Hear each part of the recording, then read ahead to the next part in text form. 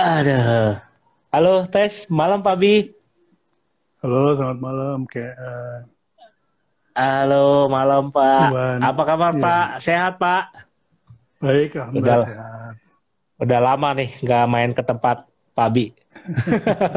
Iya, iya. Pak Bi, Gimana? malam ini nih kebetulan tadi udah sempat discuss juga ya sama teman-teman yang udah ikut join. Nah, jadi sebenarnya gini Pak Bi, kan banyak sekali nih kalau aku lihat di lapangan ya, praktiknya itu bisnis properti kos ini banyak orang-orang yang kosannya itu nggak punya brandnya atau nggak punya mereknya gitu ya. Mereka tuh nggak tahu ini kosan saya apa sih brandnya, nggak ngerti dia gitu. Jadi banyak yang suka bikin tuh kosannya kalau ditanya kosan lu apa? Oh pokoknya lu cari aja deh Indomaret tuh, kosan gua adanya di sebelah Indomaret. Nah gitu. Atau mungkin ada yang juga suka kasih patokan kosannya. Kosan saya di mana? Itu kosan saya ada di belakang sekolah A. Nah, yang jadi pertanyaan itu kan kadang-kadang kalau bisnis ini nggak pakai brand ya, maksudnya di bisnis properti kos ini, pasti nanti ke depannya akan jadi berdampak juga ya Pak Bi ya. Apalagi kalau misalkan tadi Indomaretnya ternyata dipindah. Nah, bingung dia kan orang nyari kosannya. Nah, mungkin dari Pak Bi ini sebagai expert ya, yang sudah 50 tahun lebih di branding, sebenarnya perlu nggak sih Pak Bi kita bangun brand juga di bisnis properti cost gitu, selain di bisnis yang biasanya konvensional seperti itu Pak Bi? Ya, pertama saya menyapa dulu teman-teman ya. Assalamualaikum warahmatullahi Waalaikumsalam. wabarakatuh. Salam sejahtera untuk kita semua. Ya. Jadi, pada hakikatnya semua bisnis itu butuh brand. Ya, semua bisnis itu Hmm. butuh brand. Sampai ada istilahnya no brand, no business. Jadi kalau nggak ada Hmm. brandnya, itu nggak ada bisnis. Ya. Hmm. Jadi itu yang paling utama. Nah, pengertian brand sendiri harus dicari pemahaman yang baku, ya. Jangan jangan membuat kesalahan yang sama dengan orang-orang lain. Hmm. Hmm. Yang biasa dilakukan, tadi juga Iwan sempat menyebutkan bahwa brand itu merek, padahal brand bukan merek ya. Jadi Hmm. Hmm. merek bukan brand, logo bukan brand, kemudian Hmm. packaging bukan brand, iklan bukan brand. Jadi brand itu apa? Brand itu adalah uh, pengalaman, persepsi yang timbul karena pelanggan mengkonsumsi produk kita. Hmm. Jadi persepsi yang timbul atau kesan yang timbul, kalau nggak ngerti persepsi ya, kesan yang timbul ketika konsumen mengkonsumsi produk kita. Artinya apa? Artinya harus ada unsur pengalaman. Hmm. Itu baru disebut brand. Jadi Hmm. Hmm. uh, kalau paling tidak, karena tadi saya ngomong kesan ya, Hmm. zaman saya muda dulu belum ada istilah bisnis kos-kosan, belum ada. Yang ada itu Hmm. asrama, ya. Asrama. Nah ya, sama kontrakan ya Nah, Pak Bi ya. Kontrakan kayaknya udah ada ya harusnya ya. Atau belum tuh Pak? kontrakan belum ada juga, gitu ya. Belum ada ya. Jadi uh, sewa rumah ada, tapi kalau Hmm. kontrakan belum ada. Belum ada Oke, oke. kontrak gitu istilahnya. Nah, Hmm. teman-teman harus paham bahwa ketika Anda mendengar asrama putri, ya, Hmm. maka kesan yang timbul apa? Ya, kesan yang timbul, wah ini pasti banyak cewek nih di sini. Iya, yang Terus tinggal wanita semua ya Pak. perempuan semua. Kemudian Iya. Hmm. kamu lewat, gitu kan? Begitu lewat, kamu punya punya pengalaman. Ya, ketika dilihat, oh banyak perempuan. Berarti Hmm. pengalaman itu membangun kesan bahwa tempat ini adalah tempat perempuan, gitu ya. Hmm. Nah, begitu dikasih nama nih, dikasih namanya, misalnya Asrama Putri Bima Putra atau Gatot Kaca, Nah, gitu. hmm. Itu Asrama Putri kok Namanya Bima, cowok. asrama namanya cowok, gitu kan. Jadi itu membingungkan kesan itu. Iya, iya, Oleh iya, karena itu betul. kalau ngasih nama harus sesuai dengan kesan yang mau dibangun. Itu kira-kira Hmm. sederhananya seperti itu. Ya. Iya, iya. Jadi teman-teman harus tahu bahwa uh, apa namanya, yang menjual itu bukan mereknya, bukan namanya, tetapi kesan yang ditimbulkan. Hmm. Ya, Mungkin kalau lebih simpelnya, kalau kita biasanya bilang kalau zaman sekarang testimoni lah ya Pak Bi ya, bener ya. bukan Testimoni sebetulnya dari harus apa tuh? pengalaman dari orangnya sendiri. Misalnya kalau misalnya Iwan Hmm. saking kreatifnya, udah kasih nama Indomaret aja. Asrama Mhm. Putri Indomaret, kira-kira kesannya apa?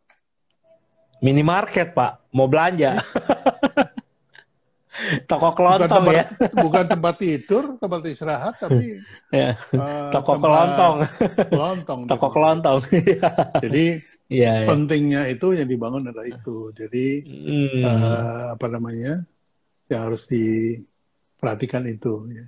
Jadi membangun sebuah makna, sebuah kesan Mhm. yang menggambarkan apa yang kita tawarkan. Hmm. Ya, Nah, ini penting nih, harus dicatat nih. Ya, itu ya. teman-teman semuanya, itu penting banget. Nah, terus Fabi, banyak banget nih yang suka bingung kan tuh. Sebenarnya nih, kalau kita mau bangun sebuah brand itu lebih baik kan kalau dari cerita Fabi sih, kalau saya tadi tangkap, kalau saya simpulkan adalah kan kita harus mencari maksudnya dari value-nya dulu ya Fabi ya, berarti ya. Dari maksudnya Ya, brandnya dulu gitu ya, apa sih kesan dan pesan yang dirasakan oleh si konsumen yang sudah menikmati produk maupun jasa kita. Nah, baru kalau tadi baru kita transisikan tadi ke brandnya, sorry, ke mereknya tadi Pak Bi ya. Maksudnya merek ya, dari si kosannya itu supaya bisa disesuaikan dengan pesan dan kesan tadi, yaitu ya brand yang tadi yang mau disampaikan ataupun ditanamkan di benak konsumen itu ya. Nah, ya, pertanyaan ini Pak Bi, kan kadang-kadang nih pasti ada nih teman-teman di sini nih yang sekarang menonton live kita, mungkin dia sudah kasih duluan nih Pak Bi mereknya. Ya kan, misalkan anggaplah tadi, waduh saya bikin asrama Gatot Kaca, ternyata kosan saya Putri, ini gimana nih Pak Bi? Nah, apakah ada tips ya, mungkin kalau di luar sana dulu saya dengar namanya kan rebranding. Nah, kira-kira ada nggak tuh tips-tips sedikit yang mungkin teman-teman yang sudah terlanjur Pak Bi, sudah terlanjur memberikan nama, apakah ada hal yang bisa mereka lakukan untuk ibaratnya untuk membuat brand tersebut sehingga nyambung sama merek dia, atau dia harus ganti merek gitu biar menyesuaikan sama si brand value yang tadi, kesan dan pesan yang diterima oleh si konsumennya mereka gitu Pak Bi. jadi ada istilah, if you don't brand yourself, somebody Hmm. else will brand you. Hmm. Contohnya, Asrama Putri ini kenapa disebut Asrama Putri Garut Kaca? Oh, ternyata Hmm. dia terletak di Jalan Garut Kaca. Hmm. Contohnya, Hmm. gado-gado Boplo. Itu karena ada Hmm. di Pasar Boplo. Iya. Hmm. Mengapa? Karena dia tidak memberikan nama, sehingga nama itu diambil dari jalannya. Kemudian ada Hmm. juga nama yang diambil dari yang bikin, atau ibu Hmm. asramanya misalnya. Hmm. Eh, contohnya ayam goreng Suharti, Iya, ya kan? iya. Hmm. Itu karena yang bikin Nyonya Suharti itu. Atau Iya, misalnya iya. gudeg Yujum, bebek Mhm. goreng Pak Slamet, Haji Slamet. Mm. Itu Mhm. karena dia tidak memberikan nama kepada bebek gorengnya, sehingga orang lain yang kasih nama. Karena terbiasa, lu makan di mana? Makan di tempat Pak Haji Slamet gitu. Akhirnya dia Itu. pakailah itu ya Pak Bi jadi merek ya. Ya, jadi kayak Oke, oke, tadi oke. kos-kosan yang di belakang Indomaret itu, orang akan bilang Hmm. mempersingkat biasanya ya. Kamu Hmm. tinggal di mana? Itu kos-kosan Indomaret kan jadi gitu. Iya, iya, iya, iya, benar, benar, benar, benar. Karena Anda tidak membangun value di situ. Jadi Iya, iya. apa sih keuntungannya sebelah nama Indomaret ya? Apa sih keuntungannya deket Indomaret gitu. Itu Nah, harus dibangun namanya itu apa? Kesannya. hmm. Hmm. Nah, teman-teman, kalau misalkan ada pertanyaan, ya nanti bisa langsung komen aja di kolom komentarnya. Nanti mungkin kita akan pick beberapa pertanyaan yang masuk. Nanti kan saya tanyakan juga ke Pabi ya. Hmm. Soalnya ini banyak yang mungkin mau nanya ikut live juga. Kita nggak, mohon maaf, bukannya nggak mau ini, cuman biar koneksinya nggak terlalu berat. Karena kalau semuanya streaming, Ini masuknya nggak IG Live, jadinya Zoom nanti. Ya, jadi berat nanti ya. Mohon maaf, bukannya kita nggak mau accept, tapi memang di IG ini kalau terlalu rame dia agak nge-lag ya. Akhirnya nanti freeze takutnya terputus-putus suaranya ya. Jadi bila ada pertanyaan bisa langsung chat aja di kolom komentar. Pasti Pabi juga kebetulan nih lagi ada waktu ya. Soalnya jadwalnya Pabi ini cukup padat sekali buat support UMKM. Jadi memang nih kebetulan juga dadakan gitu. Jadi kalau teman-teman ada manfaatin waktu yang disediakan Pabi ini ya, sambil saya masukkan juga pertanyaan yang sudah masuk sebelumnya dititipkan sama teman-teman. Nah, berikutnya nih Pabi. Nah, kalau misalkan nih Pabi, kan mungkin ada beberapa nih yang bingung step by step-nya secara singkat gambarannya. Apa sih Pabi yang harus dilakukan untuk membangun sebuah brand itu sendiri, terutama untuk di bisnis properti cost ya. Yang tentunya pasti saya tahu lah ilmu ini kan general, nggak cuma di bisnis cost, tapi dengan dia belajar ini sebenarnya dia bisa implementasikan ke bisnis yang lainnya gitu Pak Bi. Mungkin ada sedikit tips step by step apa aja sih yang perlu kita perhatikan untuk membangun sebuah brand gitu Pak Bi.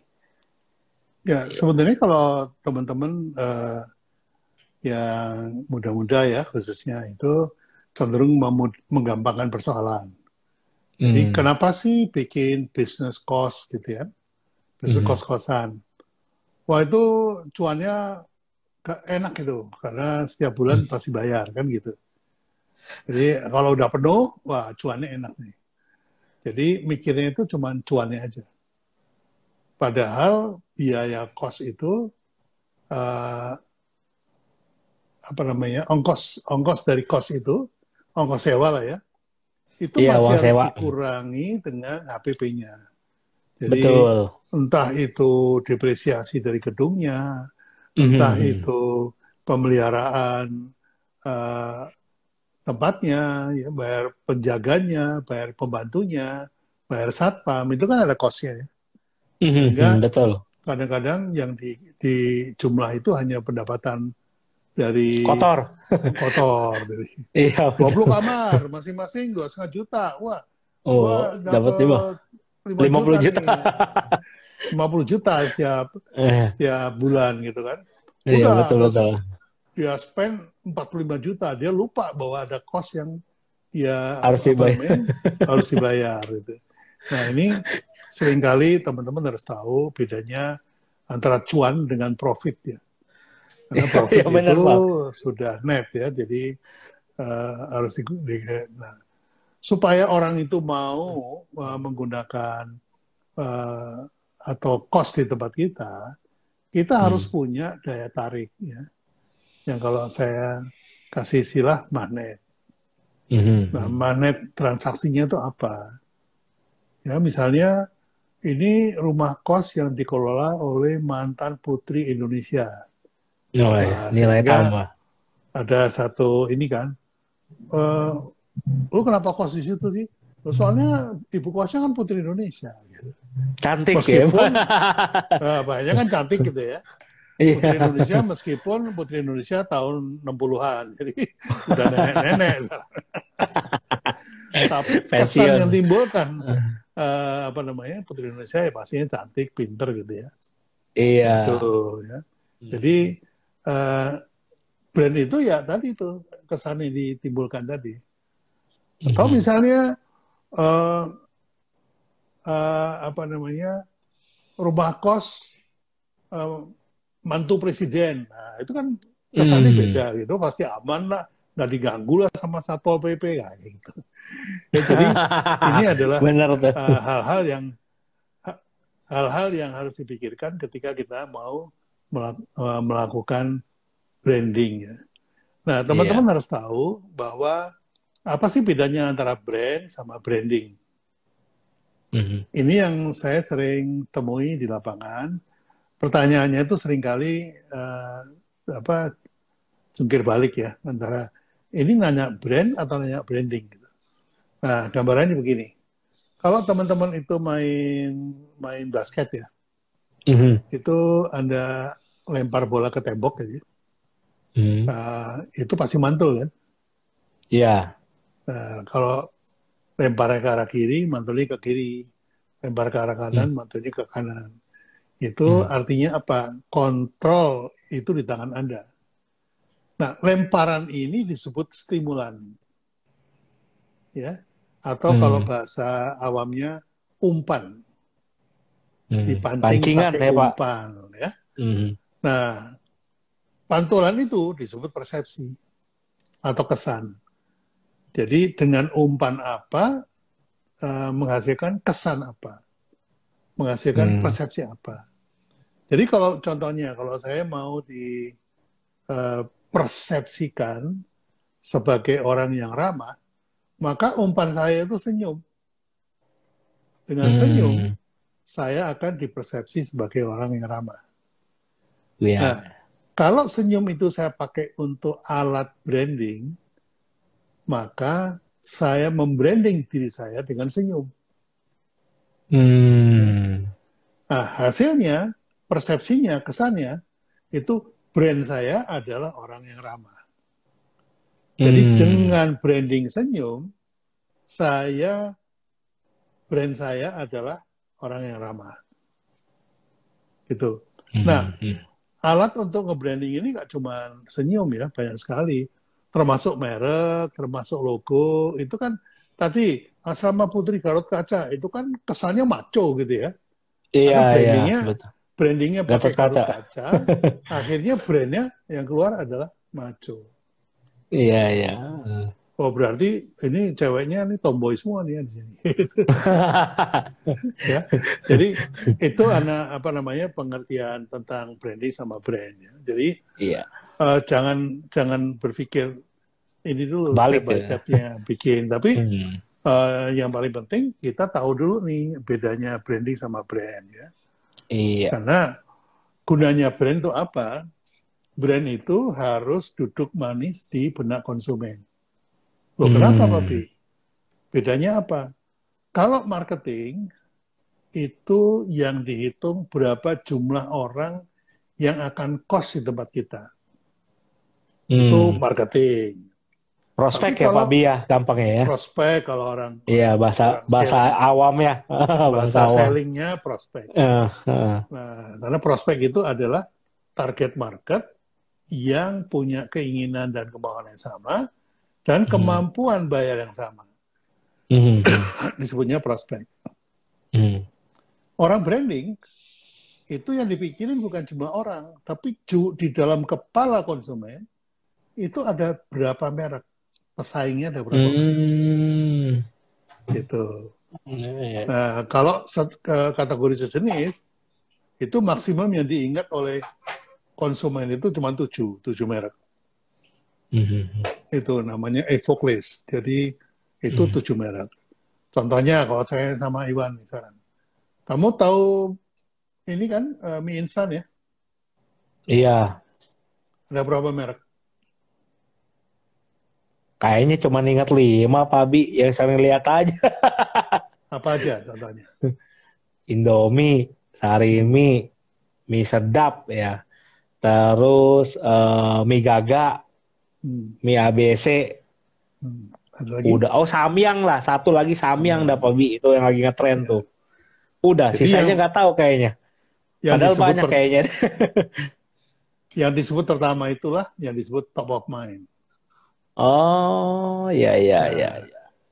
Jadi orang branding itu mikirnya nih ya, bagaimana di dalam kepala konsumen itu ada 7 merek yang saling bersaing untuk menjadi top of mind. Nah, itulah kegiatannya branding namanya. Iya. Jadi jangan kamu pikir bahwa kepala konsumen itu lapang seperti lapangan rumput di mana kamu bisa melepaskan domba suka-suka, kemudian balik udah gendut, nggak gitu. Ya, apalagi itu baru yang satu kategori ya. Hanya ingat 6 tadi. Belum lagi kalau saya tanya kategori lain misalnya, permen ada berapa? Restoran ada berapa? Kafe ada berapa? Convenience store ada berapa? Supermarket ada berapa? Pasar ada berapa? Asrama ada berapa? Kos-kosan ada berapa? Kalau dihitung begitu, itu jumlahnya ratusan bahkan banyak. Nah, Banyak Pak Bi. Pusing.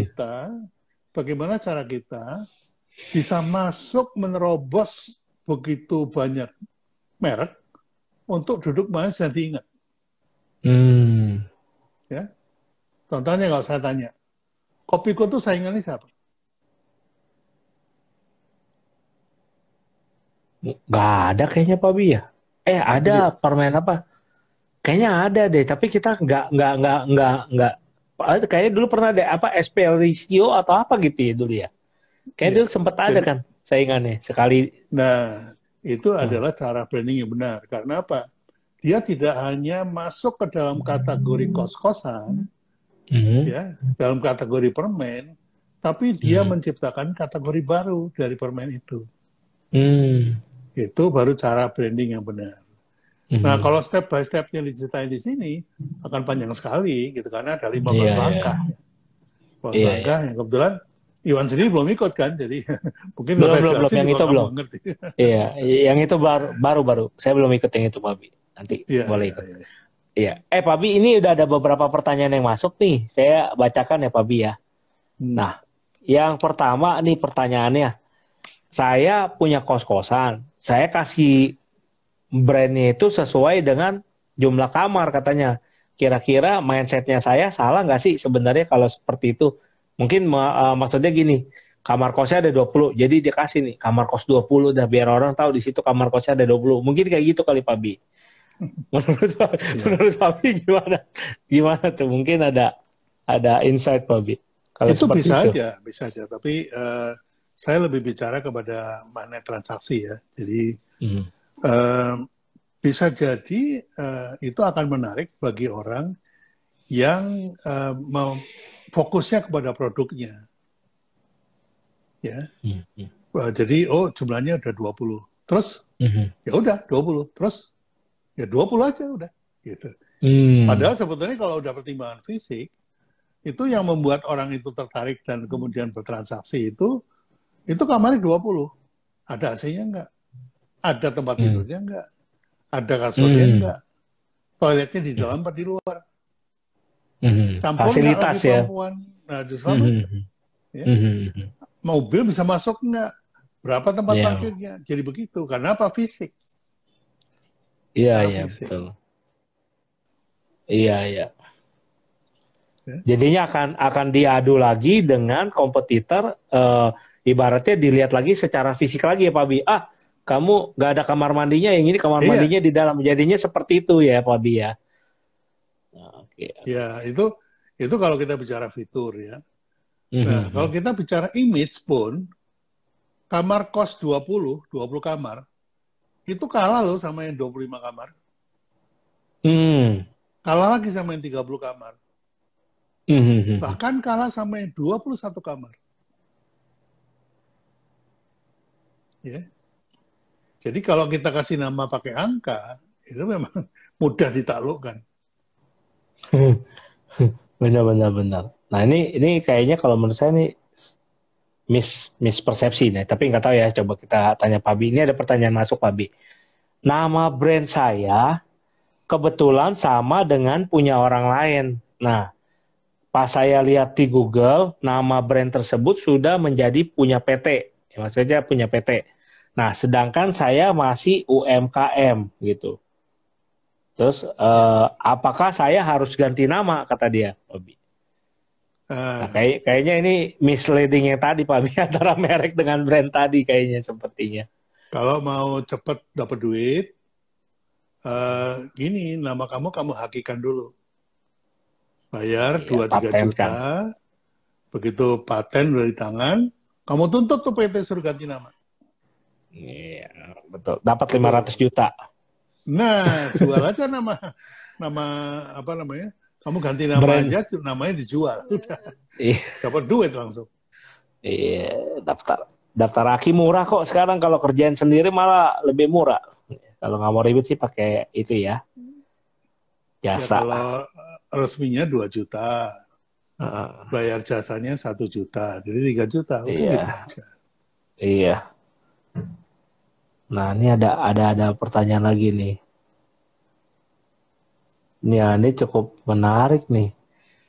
apa bisa apa bisa menciptakan kategori baru untuk kosan supaya bisa diingat pelanggan. Nah, ini kayaknya dia tadi terinspirasi dari Kopiko nih kayaknya Pabi. Ya, sebenarnya gampang aja, tinggal kasih kata yang aja. Kasih yang ya. Ya, Nah, tuh. jadi misalnya gini, rumah kos yang bisa terima tamu laki-laki nginep, itu udah persepsinya beda kan.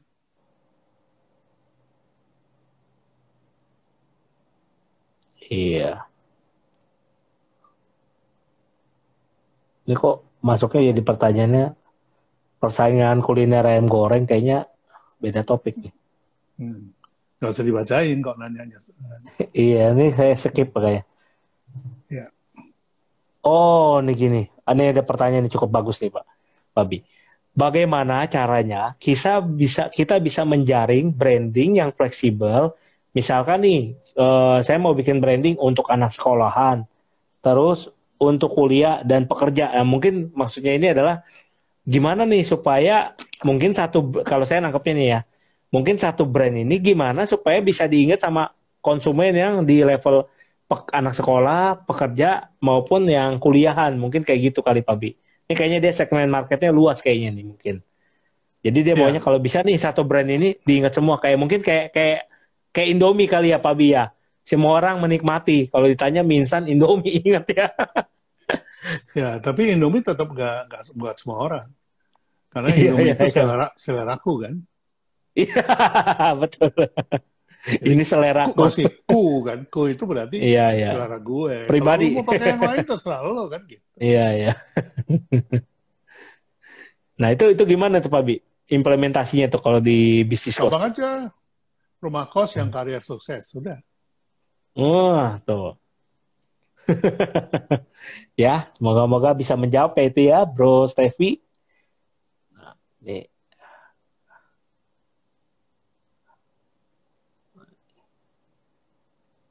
ini ada. Nah nih, Pak Bi, saya punya kosan dengan nama ibu saya dalam bentuk rumah. Nah, saya ingin membangun kesan kosan serasa di rumah sendiri. Bagaimana membangun image lewat review dan lewat foto fitur tadi? Nah, pertanyaan itu Pak Bi.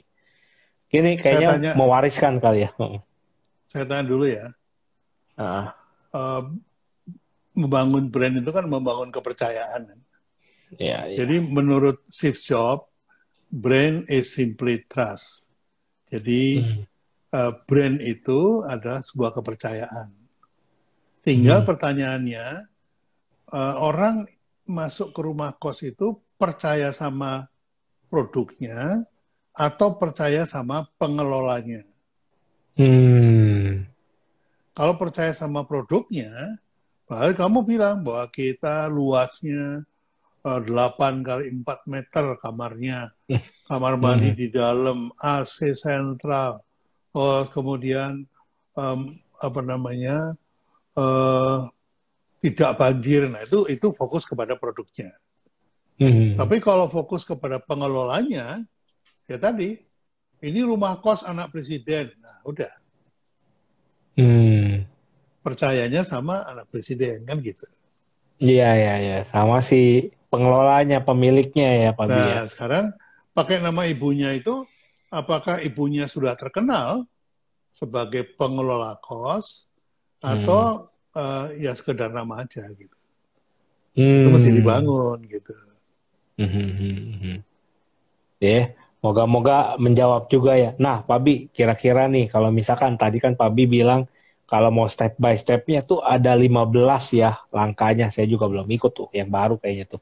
Nah, itu kalau kita mau join atau mau ikut, itu kalau lagi PPKM gini gimana tuh Pak Bi? Mungkin ada ya pembelajaran via online atau mungkin offline nanti ke depannya yang bisa teman-teman ataupun saya ikutin gitu Pak Bi. Mungkin ada mau sharing, ada buka kelas lagi atau gimana tuh Pak? Ya, ya memang sejak sejak eh, pandemi ini ya, Hmm. saya sudah menutup bookshop yang offline. Hmm. Hmm. Workshop saya hanya online saja. Oh, pas banget nih ya buat teman-teman juga. Nah, itu gimana tuh, Pak Bi? Ya, karena begini ya, kita harus tahu kita berada di dalam bisnis. Ya. Hmm. Teman-teman ini boleh sih bisnis UKM boleh, ya. Tapi Hmm. jangan sampai cara berpikirnya juga UKM. Nggak naik-naik ya, Pak Bi ya? Ya kalau ditanya, Wan, gimana bisnis kamu? Ya apa kecil-kecilan? Ya udah, dalam persepsi saya kamu bisnisnya kecil kan gitu. Nggak gede-gede. Gak gede-gede. Jadi oleh karena itu, Betul. cara berpikir kita kecil atau besar itu bisnis prosesnya sama, Hmm. ya. Dan kita itu tidak bisa lepas dari situasi bisnis secara umum. Ya, ya. Apa Nah, saja yang mempengaruhi. Jadi teman-teman ya, ini untuk pengetahuan umum aja ya, Hmm. bahwa bisnis kita itu di dalam istilahnya di dalam lingkungan mikro. Apa sih Hmm. lingkungan mikro, Pak Bi? Lingkungan mikro itu adalah lingkungan yang di dalam kendali kita. Hmm. Ya, misalnya apa namanya? Kalau ada genteng bocor, oh kita bisa beresin. Marketing, oh kita bisa cari orang. Kemudian untuk yang jaga siapa? Kita bisa cari penjaga. Dan itu namanya dalam kontrol kita, dalam kendali kita. Nah, itu disebut lingkungan mikro. Nah, lingkungan mikro yang terkendali ini dipengaruhi lagi oleh lingkungan makro yang tidak dalam kendali kita. Hmm. Apa aja misalnya? Aturan pemerintah, Pak Bi itu. Ini Aturan pelajaran workshop Bapak pemerintah. Budi Isma nih, Pak. Ya, itu ada empat ya. Ada empat. Jadi yang pertama teknologi. Perkembangan teknologi Iya, itu tidak dalam kontrol kita. Ya, iya, Silicon Valley bikin apapun ya kita ngikut kan gitu. iya. Kemudian ekonomi. Mau Hmm. mau dolar diganti sama yuan ya udah kita emang bisa nolak nggak bisa. Ya. Iya. Kemudian peraturan pemerintah ya, itu juga Hmm. mesti diikuti karena kita nggak bisa melanggar nih. Yang Iya. terakhir perubahan kultur, perubahan Hmm. budaya ya. Jadi teman-teman harus tahu nih. Jadi apalagi Hmm. yang mengelola kos ini yang 10 tahun ngekos sama yang sekarang ngekos itu sifatnya beda, perilakunya beda. Iya, benar, Pak Bi. Benar itu. 10 tahun yang lalu ngekos, itu kalau asrama putri banyak yang ngapelin. Hmm. Kalau sekarang asrama putri itu lebih banyak yang diapelinya di WA. Iya, iya. Ya, Chatting-chatting. chatting-chatting kan. Jadi, nah ini harus kita ketahui nih. Nah, tahun 90 itu mulai terjadi yang disebut dengan digital disruption. Apa itu disruption? Hmm. Disruption itu adalah sesuatu gelombang yang datang dari luar yang membinasakan bisnis kita. Hmm. Ya, jadi salah satunya adalah digital. Hmm. Bagaimana contohnya nih? Dulu Iwan kalau atau saya lah, kalau pacaran itu nulis surat, Iya, nunggu dulu ya, kirim Pak Bi. surat kan gitu. Nunggu dulu. Nah, kirim surat yang dikirim yang mengirim Pak Pos. Jadi cewek saya itu nungguin Pak Pos tiap hari-hari gitu. Sekarang Iya, udah nggak ada itu. Sudah terdisrupt oleh email. iya. Nah, Malah ini sekarang adalah lebih cepat via WA ya, Pak. betul. Nah, ini adalah apa namanya? Disruption by teknologi. Ada lagi Hmm. nih disruption by apa namanya? Kultur, yaitu Hmm. milenial. Ada yang disebut Anak millennial disruption. hmm. Milenial ini merusak tatanan bisnis sebelumnya. Kalau bisnis Hmm. sebelumnya, generasi sebelumnya itu orang bangga nih kalau pakai kaos ada Nike-nya gitu kan ya. Iya, iya. Kemudian ada kaos tulisannya Hard Rock Cafe. Wah, Wah, bangga gitu. Anak pernah ke sekarang sana enggak. ya, Pak? Anak sekarang itu enggak bangga gitu. Ya.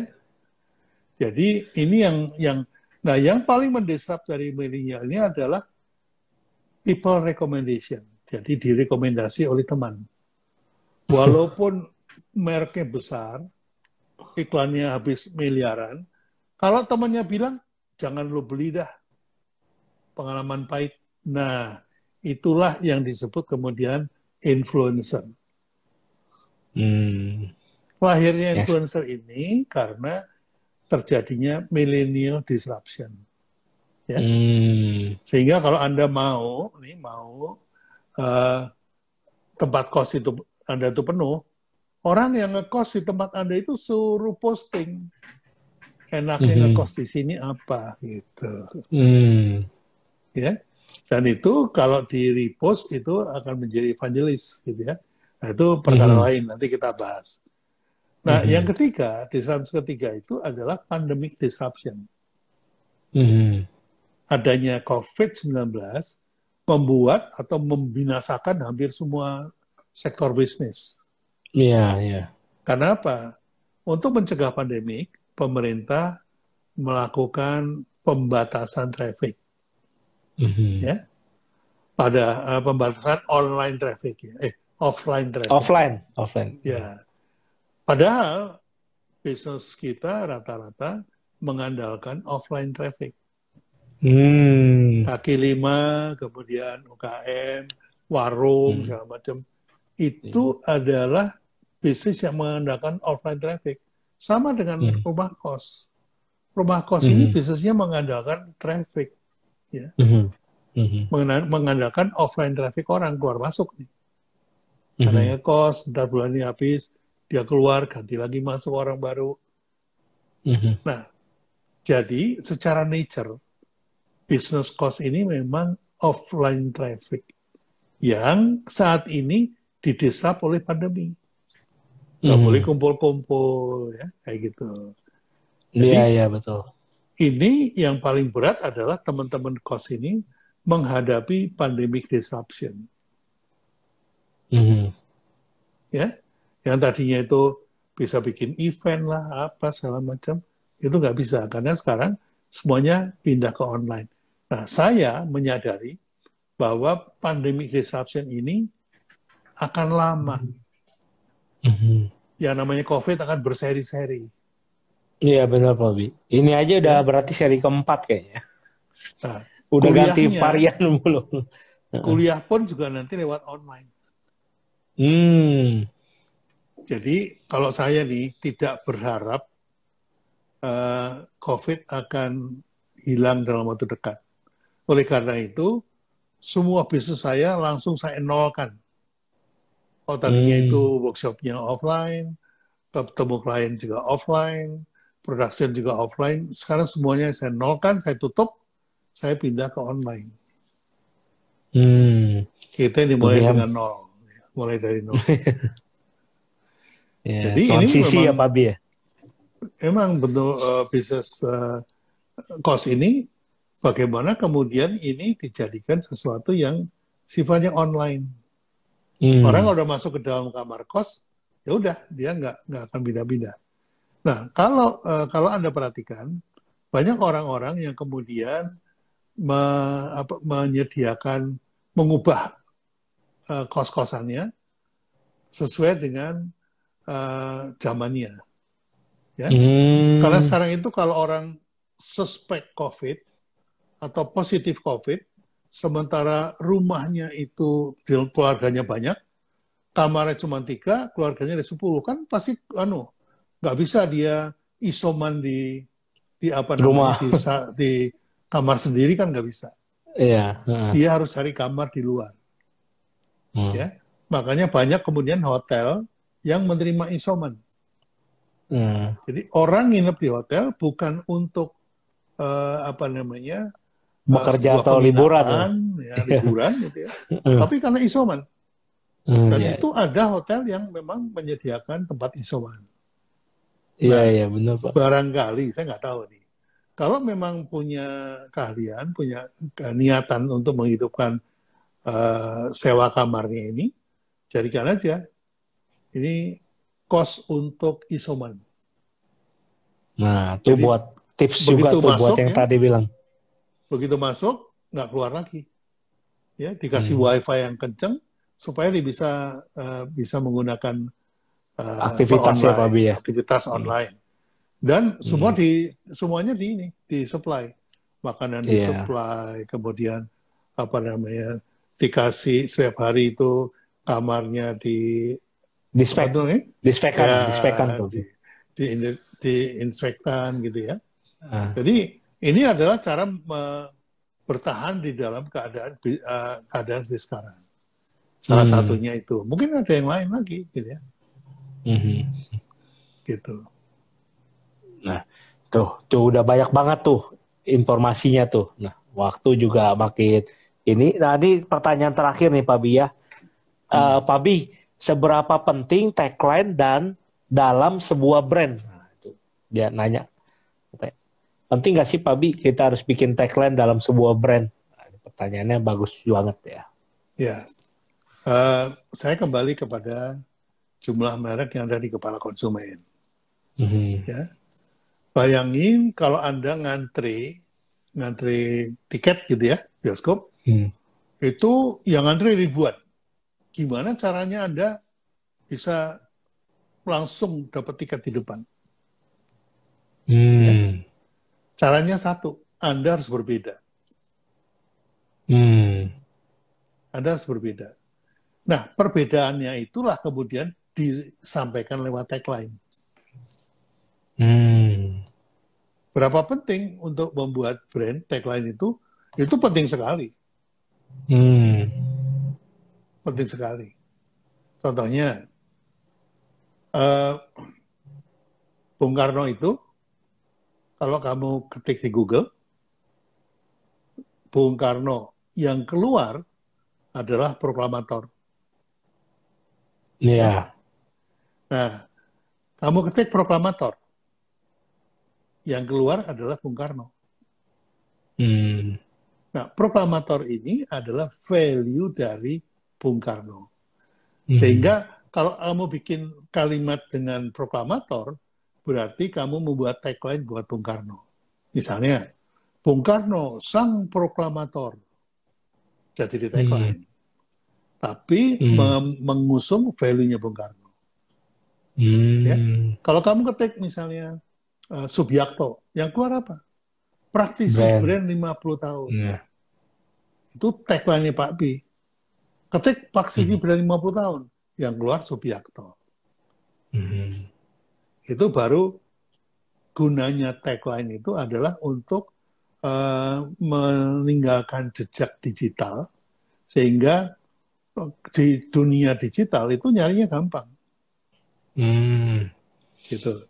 Dulu Ya. saya inget nih, Pak Bi waktu di kelas ngomong, kalau sekarang nih di era digitalisasi, malah kalau lu nggak muncul di Google, berarti lu nggak ada. Kalau nggak salah dulu Pak Bi pernah bilang gitu Betul. tuh.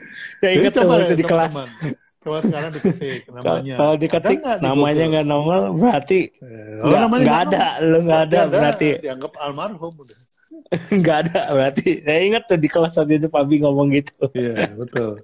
Jadi itu Jadi, konsekuen artinya. Kalau misalnya ada ketik apa nih? Kopiko, yang keluar ganti ngopi. Ketik ganti yang hmm, ngopi, yang keluar Kopiko. Ganti yang ngopi itu apa? Tagline. iya, Ya. Itu. Jadi yang iya. benar itu kalau namanya digital branding itu adalah ingat namanya, keluar tagline-nya, diketik tagline-nya, keluar namanya. Gitu. Iya, iya. Gunanya tagline itu untuk itu. Ya. Iya, mantap. Nah, udah hampir mau 1 jam juga. Sebelumnya saya mau ucapin makasih banyak nih Pak Bi, udah sediain Ya. waktu buat kita. Sama-sama. Nah, buat teman-teman nih yang tadi mau join nanti di kelasnya Pak Bi, langsung follow aja IG-nya Pak Bi ya di @subiakto ya, nanti bisa ketik atau enggak nanti bisa lihat di komentar sini ataupun tadi flyer posternya. Nanti dicek aja jadwal terdekatnya. Kayaknya Pak Bi juga ada suka ngadain beberapa kelas ya kalau nggak salah ya. Ya, Jadi ya. nggak cuman branding aja Pak Bi ya. Kalau nggak salah bikin logo tagline kayaknya pernah ada juga deh. Saya belajarnya cuma Ya. packaging doang waktu itu. Copywriting juga ada. Oh ada copywriting sekarang Jadi malah. Itu penting gini, banget tuh copywriting tuh. ya. Jadi Anda klik bio saya, Hmm. ya. Jadi nama ketik Subiakto, muncul kan bio saya. Nah, Anda klik link tree-nya. Nah, di bio link profile-nya ya, Betul, bio teman-teman link ya. Jadi di profile. profile itu ada bio linknya diklik nanti ada Ya, pilihan-pilihannya ya Pak Bi ya. betul, ada berapa workshop yang bisa Menu-menu, dipilih nanti. ya berapa Berapa menu workshop. yang nanti isi nya ada workshop apa. Nah, teman-teman Ya, bisa klik di situ buat lihat detailnya lebih lanjut ya, karena banyak banget kelasnya Pak Bi. Tapi kayaknya kalau yang kelas copywriting kayaknya sih saya rasa harus wajib ikut deh, karena itu bagus banget buat beriklan ya, apalagi kalau teman-teman nih di bisnis property cost. Nah, ini sharing aja sedikit pengalaman supaya kita juga ini penting banget belajar copywriting karena nanti kalau mau ngiklan supaya terlihat berbeda iklannya ini ya, copywriting kepake gitu ya Pak Bia, bener ya Pak betul, Bia. betul. Supaya Ya, gimana supaya orang ngebaca nih, jadi tertarik dulu dia ngeklik iklannya kita bukan iklan orang lain. Nah ini penting banget. Ini saya juga baru tahu nih Pak Bia buka kelas copywriting. Biasanya si Kang Dewa tuh. ya Kang Dewa lebih kepada copywriting untuk selling. Iya iya iya. Kalau Pak Kalau Bia berarti saya copywriting buat brandingnya ya Pak Bia ya. termasuk branding karena Oh. saya lebih kepada copywriting untuk magnet transaksi. Ada 16 magnet Hmm. transaksi, nah itu ada copywritingnya semua tuh. Ketika Hmm. magnetnya itu produk, maka copywritingnya gimana? Ketika magnetnya Hmm. itu harga, copywritingnya gimana? Ketika Hmm. magnetnya itu di tempat, gitu, ya, copywritingnya Hmm. gimana? Sehingga itu ada 16 termasuk sampai ke evangelis atau menjadi Hmm. membangun engagement itu gimana Hmm. copywritingnya semua ada. Nah, tuh mantep banget dah. Nih wajib ntar suruh admin ikut dulu dah satu dah. Biar biar ada tim yang dikirim dulu. Nah, ini penting ya nanti Ya, buat teman-teman jangan lupa langsung setelah live ini selesai, teman-teman langsung cek bio profile Pabi ya, diklik aja, di situ ada linknya ya bio link profile diklik nanti keluar banyak menu pilihannya. Nah, menu-menu pilihannya tadi itu ada informasi mengenai workshop yang mungkin bisa teman-teman pilih sesuai dengan kebutuhan. Ya kalau mau ikutin semua sih bagus ya. Karena kan ya, pasti itu masing-masing punya ibaratnya punya manfaatnya ya. Misalkan kayak tadi ada yang nanya masalah merek itu seperti apa, cara bikin logo. Kalau nggak salah Pak Bi juga ada kelasnya tuh. Nah ya. itu bisa ikut dulu gitu supaya apa? Pak ini kelasnya Pak Bi ini kalau bisa saya bilang ini kayak serial gitu, serial branding ya. Jadi kalau bisa diambil semuanya itu supaya connect gitu ya. Kalau enggak nanti takutnya miss nih kayak tadi kan dia berpikir kalau gua mau mereknya kayak gini, itu udah branding. Nah, bisa itu sebenarnya kalau Padahal sudah ikut belum. kelas ini, ya kalau udah ikut kelas ini, mungkin akan lebih connect lagi dengan setelah Ya, ikut kelas yang branding tadi karena nyatu gitu. Jadi supaya ya kalau orang bilang apa ya Bibi? Kayak gerbong kereta nih, kalau nggak disambung nggak nyatu ya kan. Putus bingung deh gerbongnya yang mana gitu. Nah ini penting ya. banget nih. Yang copywriting sih cukup menarik ya. Mungkin nanti saya juga coba deh ntar saya kirimkan. Kebetulan online ya. Kalau online agak enak sih bisa suruh tim. Kalau nggak ntar saya Hmm, bisa ikut. Buat ngisi-ngisi ya. pandemik lumayan Pak Bi, nambah ilmu. Betul, betul. sekarang kegiatan ya kan dibanding banyak teman-teman online juga dipakai yang nggak ada manfaatnya, mending belajar aja ikut kelas, Ya, investasi ilmu itu satu kali bayarnya. Tapi itu nanti ngasilin uangnya berkali-kali, bahkan bisa kita ajarin juga tuh ke anak-anak dan keluarga. ya. Jadi Sebetulnya, lebih enak ya Pak Bi ya, manfaatnya. sebetulnya workshop saya itu lebih saya tujukan untuk membuka harapan ya. Jadi Mhm, banyak mhm, teman-teman yang sudah lost hope, udah kehilangan harapan karena apa? Karena bisnisnya itu trafficnya offline, tapi mhm, dilarang mhm. pemerintah gitu. Iya. Jadi yang salahin pemerintahnya bukan, jangan salahin pemerintah. Memang Mhm, ini mhm. adalah uh, sifatnya macro environment yang nggak bisa kita tolak. Iya, Jadi iya. memang bisnis offline saat ini memang mati. Ya, Mhm, Tanah Abang mati, ya, kemudian Tamcid juga mati, semua mall mati kan. Jadi itu mhm, karena memang itu nggak bisa kita tolak gitu. mhm. Daripada kita memaki-maki pemerintah apa namanya menghabiskan energi, lebih baik kita cari solusi. Solusinya online, Nah, gitu. betul. Nah, bagaimana kita memindahkan bisnis kita ke online? Itu banyak yang bisa ngajar lah. internet marketer Kang Dewa segala macam jago-jago. Cuma setelah di online Anda bertempur sama banyak merek juga. Nah, apa yang membuat Anda itu menarik atau mempunyai magnet transaksi, yaitu brand. Gitu. Nah, Karena apa? nih. Orang nyari di online kan lewat Google ya. Iya, betul. Mau cari ahli brand, keluar nama Subiakto. Kan gitu. Ya, mau diketik pakar branding, keluar namanya Subiakto. Akhirnya nyarinya Subiakto, kan gitu. Iya, penting. Karena semua tadi yang offline tadi pada pindah juga ikutan ke online ya Pak Bi. Betul. Nah, jadi perlu teman-teman juga membuat suatu hal yang berbeda. Kenapa nih orang-orang yang udah pindah ke online ini, yang konsumennya juga pasti pindah nyarinya ke online ya, karena dengan ada disruption ini otomatis behavior orang belanja juga pindah dari biasanya datang ke toko, nggak ada, dia carinya di online juga. Nah, supaya tokonya Anda ditemukan, nah ini penting, perlu yang tadi, supaya terlihat menonjol dengan brand dan tagline tadi ya Pak Bian. Makanya itu penting banget tuh, buat teman-teman juga harus belajar tuh. Ingat namanya, ingat tagline-nya. Iya. Ya? Ingat tagline-nya, ingat namanya. Nyatu tuh, yang tadi nanya penting atau enggak tuh, yang tadi nanya penting atau enggak ya. Di Google ketik namanya, keluar tagline-nya. Lalu ketik tagline-nya, keluar namanya. Nah, itu penting sekali. Ya. Nah, itu ya, cukup menjawab ya. Oke, Pak Bi, saya rasa ini juga IG Live cuma bisa 1 jam, sayang banget nih, kalau enggak enak banget nih. Terima kasih banyak Pak Bi, ya, moga-moga Pak Bi ada waktu lagi buat ngisi, mungkin next time kita bisa webinar bareng lagi. Thank you semuanya buat teman-teman yang udah hadir, jangan lupa langsung cek bio linknya Pak Bi ya. Nanti ya, karena saya juga pasti langsung ngecek juga. Nah, terus kemudian buat yang tadi mungkin terlambat, ya nggak usah khawatir. Nanti bisa nonton tayangan ulangnya di IGTV saya. Jadi bisa dengerin dulu.